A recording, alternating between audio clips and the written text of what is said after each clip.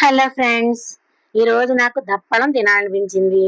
అది కూడా కాలం కాని కాలంలో మా ఫ్రెండ్ ఆర్గానిక్ గుమ్మడికాయ అది తీసుకొచ్చి ఇచ్చింది.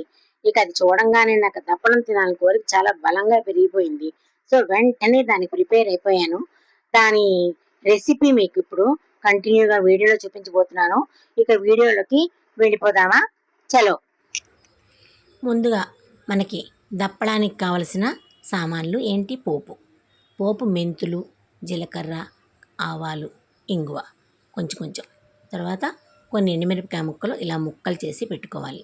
తర్వాత టమాటాలు ఒక 4-5 పొడుగు ముక్కలుగా పెద్ద కోసి పెట్టుకోవాలి. వంకాయలు కూడా ఇంతే ముక్కలు, పెద్ద ముక్కలే కోసుకోవాలి. ఎందుకంటే దప్పడంలో మిక్స్ అయిపోతే తర్వాత మనకు కనపడవు చూడడానికి. ఇదే గుమ్మడికాయ ముక్క. ఈ గుమ్మడికాయ ముక్కలు కూడా కొంచెం పెద్దవే కోసుకోవాలి. ఎందుకంటే చాలా బాగుంది గుమ్మడికాయ, కనిపించాలి అంటే ఆ మాత్రం ముక్కలు కోసుకోవాలి.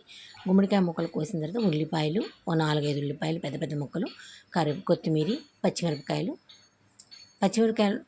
కొంచెం చీల్చేస్తే సరిపోతుంది. తర్వాత చింతపండుని ముందుగా నానపెట్టుకొని ఆ చింతపండుని పులుసుగా తీసేసి వేరే గిన్నెలో ఉంచుకోవాలి. ఇవన్నీ రెడీగా ఉంచుకుంటే త్వరగా దప్పడం అయిపోతుంది. కావలసినంత కారం, బెల్లం, ఉప్పు. బెల్లం మాత్రం నేను కంపల్సరీ వేస్తానండి. దప్పడంలో బెల్లం లేకపోతే అసలు బాగోదు. ఆ బెల్లం వేస్తేనే ఆ టేస్ట్ వస్తుంది. నేను కుక్కర్లో వండుతున్నాను. కుక్కర్లో అయితే నాకు బాగుంటుందని నేను కుక్కర్లో వండుకుంటున్నాను. మీరు ఎందులోన్నా వండుకోవచ్చు, మూకుడు వండుకోవచ్చు, గిన్నెలో కూడా చేసుకోవచ్చు. ముందు ఈ కుక్కర్లో నూనె వేసిన తర్వాత ముందుగా పోపు సామాన్లు వేస్తున్నాను.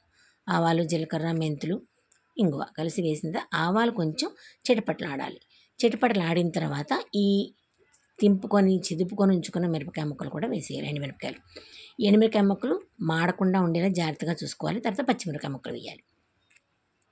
పచ్చిమిరపకాయ ముక్కలు కూడా వేగిన తర్వాత వరుసగా ఉల్లిపాయలు వేపినప్పుడు మాత్రం జాగ్రత్త చూడండి, కొంచెం స్లోలో వేపాలి. అది రంగు చేంజ్ అయితే చాలు, మరీ మాడిపోకూడదు, బ్రౌన్ రాకూడదు. ఇలా అలా అయితే కొంచెం రంగు చేంజ్ అయిపోతే కొంచెం టేస్ట్ బాగుంటుంది. ముక్క మనకి పులుసులో బాగా కనిపిస్తుంది. అది ఎర్రగా వేపిస్తే అదొక రకమైన టేస్ట్ వస్తుంది. సో ఈ ఉల్లిపాయలు బాగా వేగిపోయాయి కదా, తర్వాత గుమ్మడికాయ ముక్కలే ముందు వేయాలి. ఎందుకంటే అవి కొంచెం గట్టిగా ఉంటాయి కాబట్టి త్వరగా ఉడకవు. కాబట్టి ముందు గుమ్మడికాయ ముక్కలు వేసేసి వాటిని కూడా బాగా కలుపుకున్న తర్వాత వంకాయ ముక్కలు వేసిన తర్వాత వీటిని కూడా బాగా కలపాలి. ఎందుకంటే అన్ని ముక్కలు ఈ నూనెలోనే బాగా మగ్గాలి. నూనెలో మగ్గకుండా డైరెక్ట్గా పులుసు వేసిస్తే మాత్రం అస్సలు పులుసు బాగోదు, దప్పడం అస్సలు బాగోదు. తర్వాత కరివేపాకు వేసాను. కరివేపాకు ముందన్న వేసుకోవచ్చు, వెనకన్నా వేసుకోవచ్చు. ఆ తర్వాత ఇవన్నీ బాగా కొంచెం మగ్గే కదా, టమాటాలు ఎందుకంటే లాస్ట్లో వేసాను, ఎందుకంటే టమాటా త్వరగా సగ్గిపోతుంది కాబట్టి టమాటాలు వేసాం. ఇవన్నీ బాగా కలిగి పెట్టాలి, కొంచెంసేపు ఉంచాలి. బాగా నూనెలో బాగా దగ్గరికి అయిపోయి దిగిపోయింది అనుకున్నప్పుడే మనం తక్కిన దినుసులు వేసుకోవాలి. ఇవన్నీ దిగిపోయింది కదా, ఇప్పుడు ఉప్పు వేసేసాను. ఉప్పు వేసినట్టు కూడా సరిగా కలపాలి, లేకపోతే ముక్క దగ్గర ఉండిపోతుంది. ఉప్పు వేసిన తర్వాత కలిపిన తర్వాత కారం వేసినప్పుడు కూడా మళ్ళీ కలపాలి. అంతా కలిపిన తర్వాత అప్పుడు పులుసు తీసుకొని ఉంచుకున్నాం కదా, ఆ పులుసుని ఇందులో యాడ్ చేసేయాలి.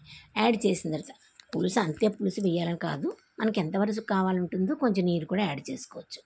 యాడ్ చేసుకున్న తర్వాత బాగా మరుగు పట్టే వరకు ఉంచాలి. ముందు బాగా బబుల్స్ వచ్చే వరకు ఉంచి తర్వాత సిమ్ చేసేయాలి. సిమ్ చేసేస్తే అప్పుడు సిమ్లో కొంచెం బాగా ఉడుకుతుంది.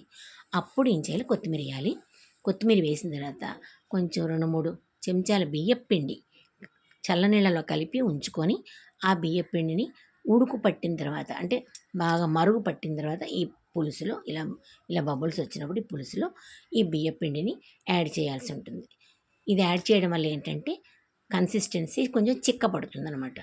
దప్పడం కన్సిస్టెన్సీ కొంచెం చిక్కపడితే ఏంటంటే ముక్కకి ఆ పులుసు పట్టినట్టుండి తిన్నప్పుడు చాలా బాగుంటుంది అనమాట. అది కలిగిపెట్టి కొంచెం అది చిక్కపడే వరకు కొంచెం వేడి చేయాలి. వేడి చేసిన తర్వాత అది బాగా చిక్కపడిన తర్వాత ఇంకా రెడీ టు ఈట్ పులుసు. చూసారు కదా ఎలా ఉందో కన్సిస్టెన్సీ. అన్ని ముక్కలు ఎలా కనిపిస్తున్నాయో చూసారు కదా. ఇక ఇది వేడి అన్నంలో తినడమే రెడీ. ఇంకా అన్నం వండాలి. అన్నం వండిన తర్వాత ఈ పులుసు వేసుకొని నేను తినడానికి రెడీ. మీకు ఎలా ఉందో నాకు కామెంట్లో చెప్పండి. Thank you.